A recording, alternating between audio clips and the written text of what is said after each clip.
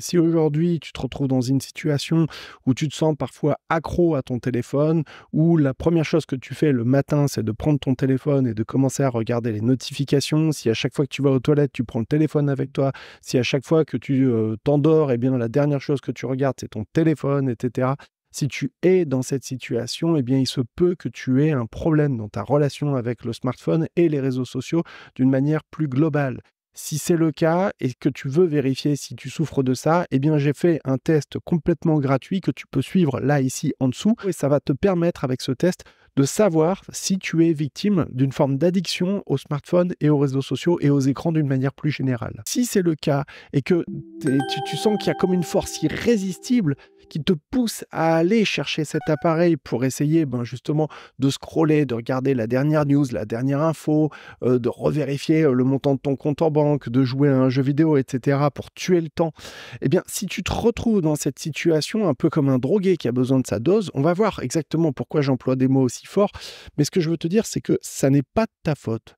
Les vrais coupables, eh bien, c'est les grandes entreprises, c'est les Facebook, Meta, Instagram, tout ça, c'est pareil, Snapchat, Twitch, même YouTube, LinkedIn, tout ça, c'est eux les vrais coupables qui font qu'aujourd'hui, on est arrivé dans une situation aussi dramatique que celle dans laquelle on est comme des autistes, chacun dans notre coin, où on est ensemble, mais on n'est pas ensemble, où on est avec d'autres personnes, mais on leur parle pas, où en fait, tu n'es jamais là, ici et maintenant et que tu es tout le temps plongé les idées dans quelque chose d'autre. Ça génère quoi à la fin? Ça provoque de la souffrance, de l'isolement, de la frustration et surtout une perte de temps, mais monstrueuse. Tout ce temps-là, tu vois, qui est gaspillé, qui est gâché pour rien. Imagine que tout ce temps, tu pourrais l'utiliser pour apprendre une nouvelle langue, ou bien que tu pourrais l'utiliser pour travailler un instrument de musique, ou que tu pourrais l'utiliser pour étudier, lire, avoir une nouvelle qualification, un nouveau diplôme, etc. Ou faire du sport. Les gens se disent, bah non, j'ai pas assez de temps pour faire du sport. T'imagines, tu ferais 1 heure de sport par jour. Ça représente 4% d'une journée.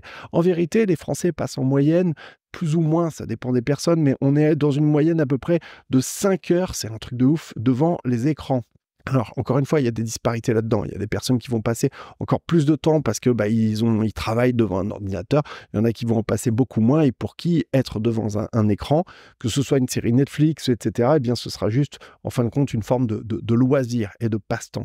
Mais ce que je veux te dire, c'est que les gens qui travaillent chez Facebook, les gens qui travaillent chez Instagram, les gens qui travaillent chez Google, eux, en Californie, ils mettent pas leurs gosses dans des écoles normales, ils mettent dans des écoles où les enfants sont absolument à l'écart de toute forme d'écran et de technologie addictive. Pourquoi?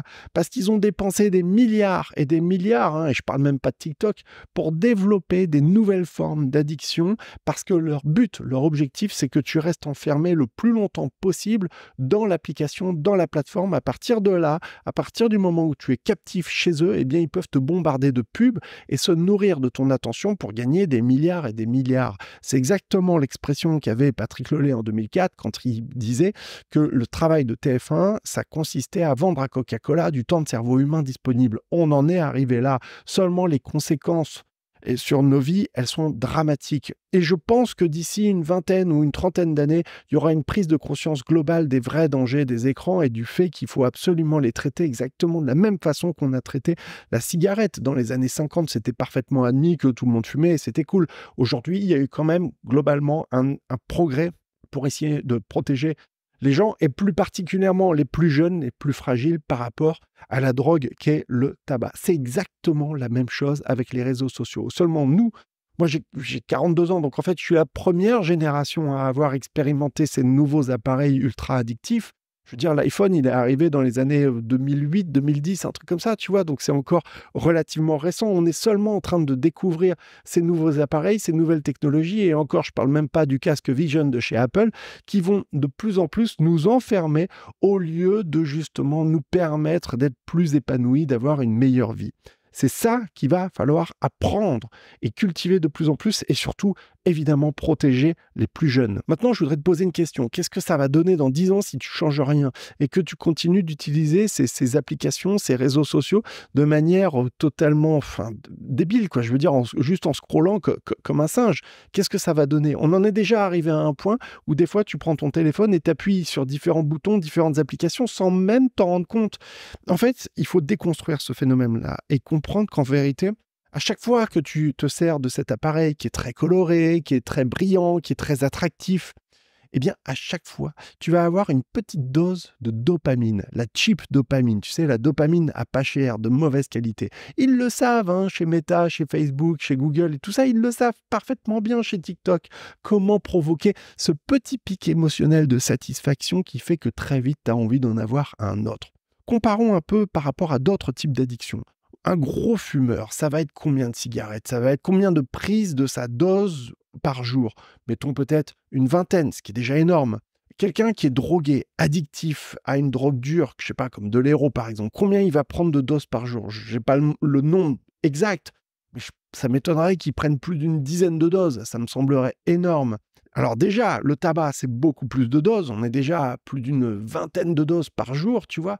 Imagine combien de fois tu prends ton téléphone dans la main, ton smartphone, pour consulter les réseaux, pour avoir cette petite dose de dopamine à chaque instant. Et c'est ça qui est complètement ouf, c'est que même si toi, tu n'en as pas conscience et que tu veux pas le prendre, ton cerveau, lui, il a cette envie, ce petit manque qui lui dit le niveau de dopamine, il est en train de passer en dessous d'un certain niveau, donc il faut vite prendre le téléphone pour reprendre une nouvelle petite microdose. Et c'est comme ça qu'instinctivement, tu as envie de reprendre l'appareil pour reprendre ton micro-shoot. C'est ça qu'il faut vraiment comprendre et c'est en ce sens-là que nous sommes accros, addicts.